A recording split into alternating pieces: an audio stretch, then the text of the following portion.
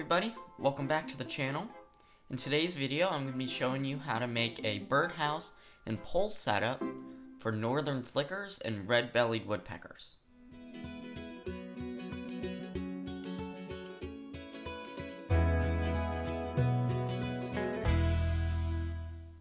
Northern flickers are large, colorful woodpeckers that will sometimes use nest boxes if the right habitat is not available.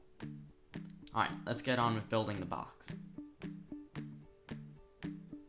So first, get a board and mark it. So this board that I'm using is a 8-inch wide board, and make sure you use a square to mark the edges. Here's the plan that I'm going to be using, and you can modify it a little bit if you want to. So then, cut all the edges that you've marked with whatever tools you have available. Could use a handsaw, or I'm using a little scroll saw that I have to cut this box out. Then, sand down all the edges so they'll fit together better when we screw it in. Then, attach the sides to the floor. I prefer to have the short end of the floor be attached to the sides, and the front side of the house being attached to the longer side of the floor, because the floor on this house isn't perfectly square.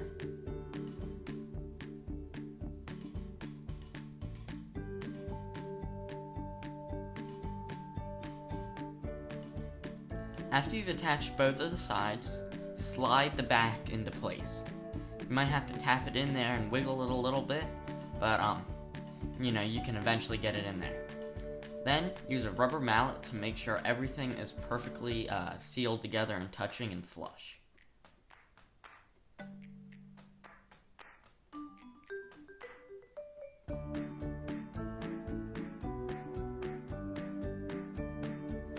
Then, screw in the back.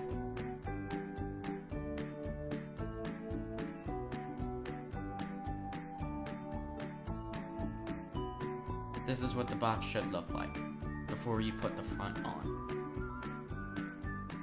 Then screw in the other side.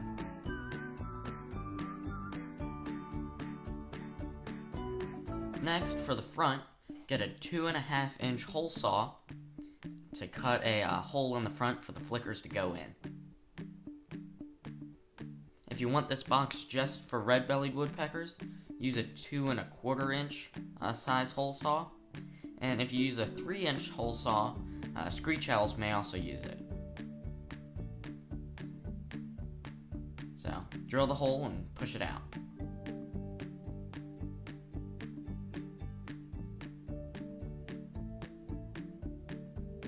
Next, sand around the hole. The little bits of wood that might stick out won't harm the birds at all, but it just looks a little nicer if you round out the corners.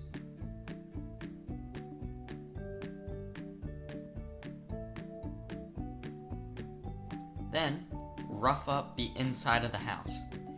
First I started with a really strong sandpaper, really coarse sandpaper. But then, just how I did with my starling-proof woodpecker feeders, take just any saw, hand saw, and cut little ridges in it. This will help the young woodpeckers leave the box when they're ready to fledge.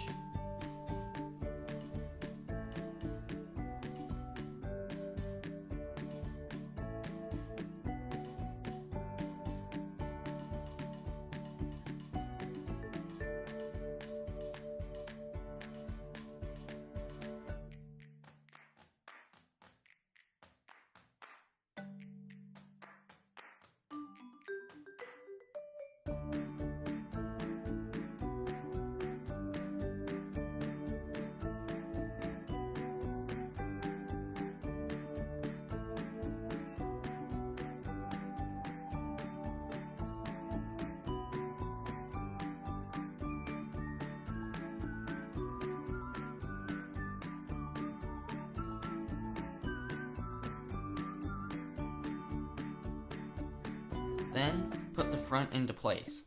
Instead of using screws, I prefer to use nails and only put it on the top side of the front. This will only one on each side too. This will allow the front to hinge open. I'll show you that in just a second.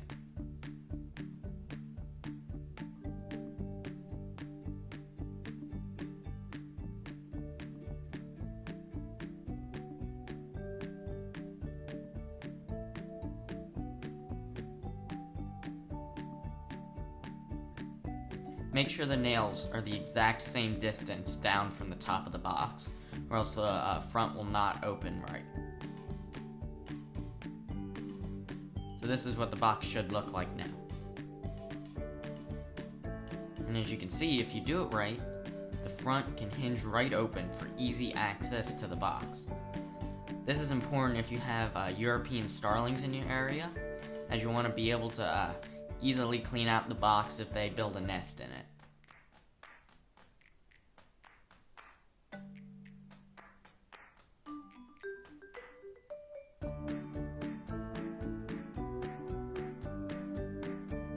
Then, glue the remaining two pieces of roof together. Before you screw it in, it should look like this.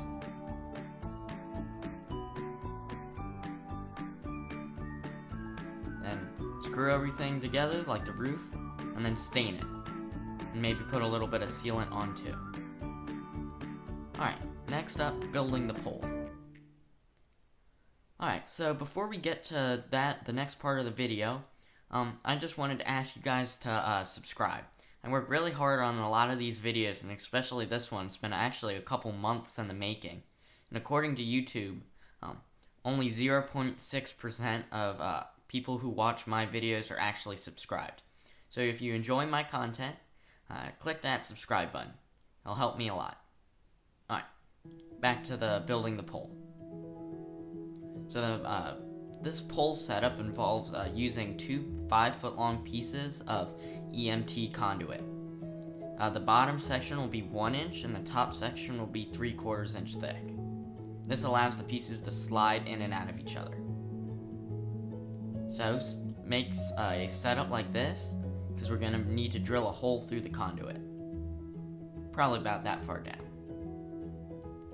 So one thing that's important is to get a conduit drill guide, so that your drill goes exactly 90 degrees into the conduit. Clamp that on and drill a hole into it that you'll be able to fit a bolt through.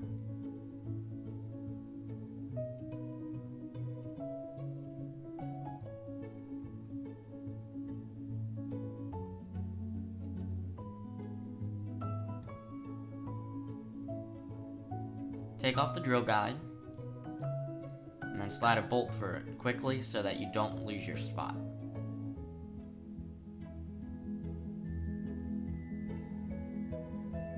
So that's what it should look like. So as you can see here, I actually do a lot of different sizes of these. I do 1 inch thick at the bottom and 3/4 inch top for larger boxes, or 3/4 inch on the bottom and a 1/2 inch in diameter conduit for smaller boxes. If you use two 5-foot sections of conduit, the boxes will be 10 feet off the ground.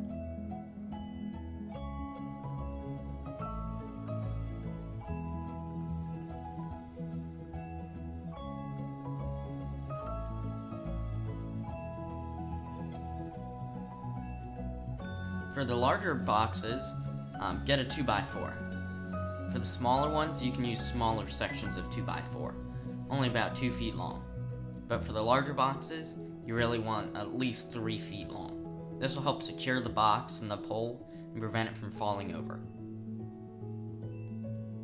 So what you want to do is to get a few Emt conduit straps, and this will attach the pole to the 2x4.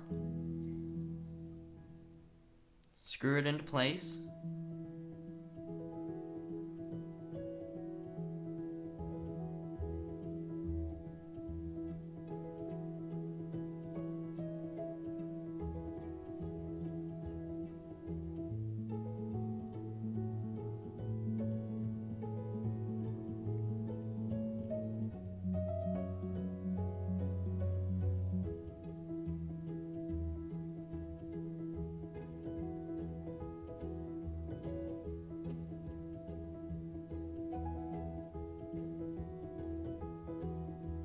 you can use more straps if you feel it's not secure enough. Then, dig a hole. Pick a good spot that's close to some trees, but not too close that squirrels can jump and access the box. So the whole point of this pole is that it's telescoping. So if you use two 5-foot sections, the box will be able to be 10 feet off the ground, but can slide down in order to get to it.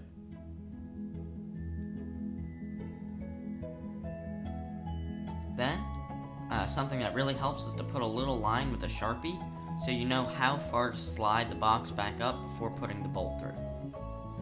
Then, on the back of the box, get some Emt Clamps, I think they're called.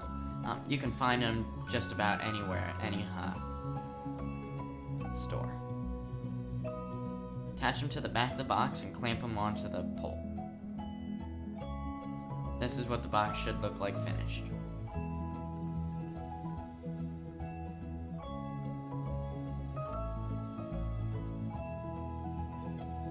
Alrighty, this is the end of the video. I just want to say thanks for watching. Make sure to subscribe if you enjoyed. I hope this box and pole setup works as well for you as it did for me. Thanks for watching.